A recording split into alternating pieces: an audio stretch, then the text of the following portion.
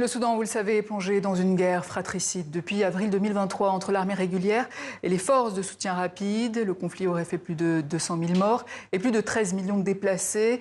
Elliot Braché, bonsoir. Vous vous êtes rendu au Soudan en décembre et vous avez publié dans le journal Le Monde une série d'articles intitulés « Guerre au Soudan, une nation prise au piège ». Alors tout d'abord, qu'est-ce qui vous a particulièrement marqué de retour dans ce pays où vous avez vécu pendant 3 ans jusqu'à l'éclatement de la guerre?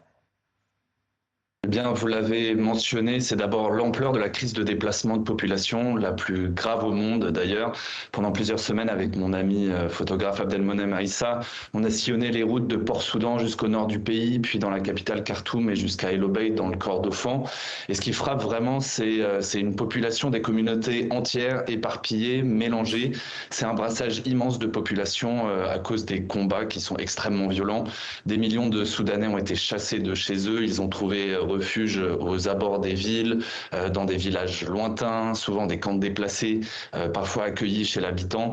Pour ces populations, souvent des femmes et des enfants, les conditions de vie sont extrêmement précaires. C'est vraiment cette image que je retiens, celle d'un pays entier, en tout cas des régions entières, chassées de leur maison.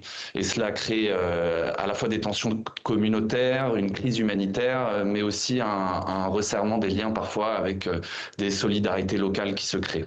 Alors vous êtes allé à El Obeid, également contrôlé par l'armée. Vous racontez que cette ville est en sursis. Pourquoi ?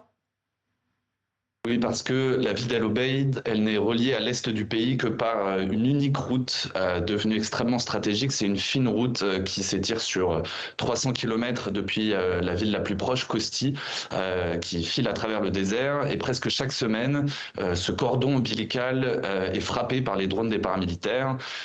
Cette route, elle est empruntée dans un sens par des camions de ravitaillement chargés de vivres, de médicaments. C'est aussi par là que l'armée envoie des renforts militaires pour protéger la ville d'El Obeid.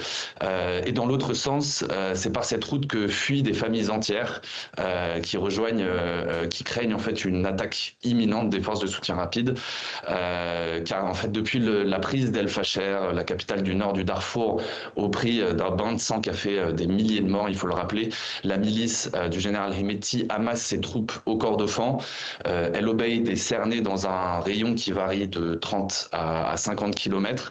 Et si les forces de soutien rapide parviennent à couper cette route et assiègent la ville, il faut s'attendre à ce que des centaines de milliers de personnes prises au piège risquent la famine et un nouveau carnage.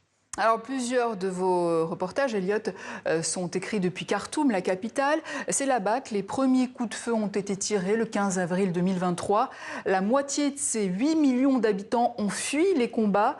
Vous décrivez une ville martyre, racontez-nous. Oui, alors déjà, rappelons que l'armée régulière a reconquis Khartoum au mois de mai dernier. Le retour des forces du général Borhan dans la capitale s'est fait au prix d'immenses destructions causées par les bombardements de son aviation.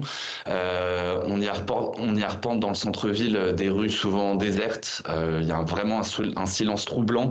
L'université est complètement déserte. La plupart des hôpitaux, des banques, des centres commerciaux sont hors service. Il faut imaginer en fait une capitale entière, donc vous l'avez dit, peuplée de 8 millions d'habitants avant la guerre, qui est restée pendant près de 2 ans la principale ligne de front.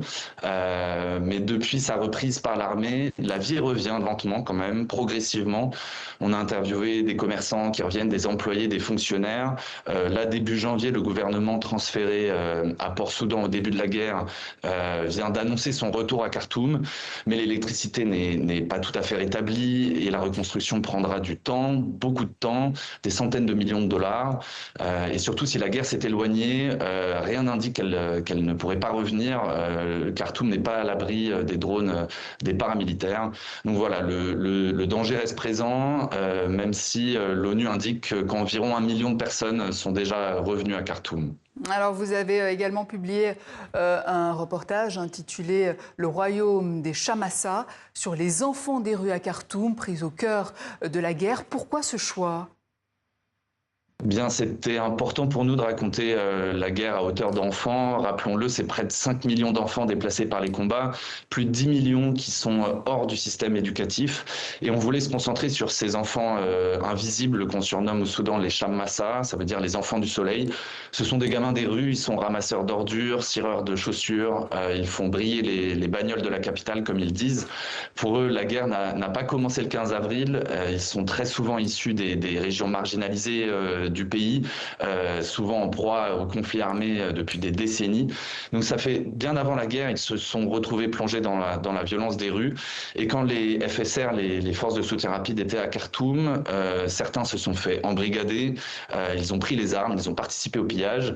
Et pour d'autres, aujourd'hui, l'avenir ne s'écrit pas vraiment. Certains voudraient s'exiler en Europe, d'autres rester.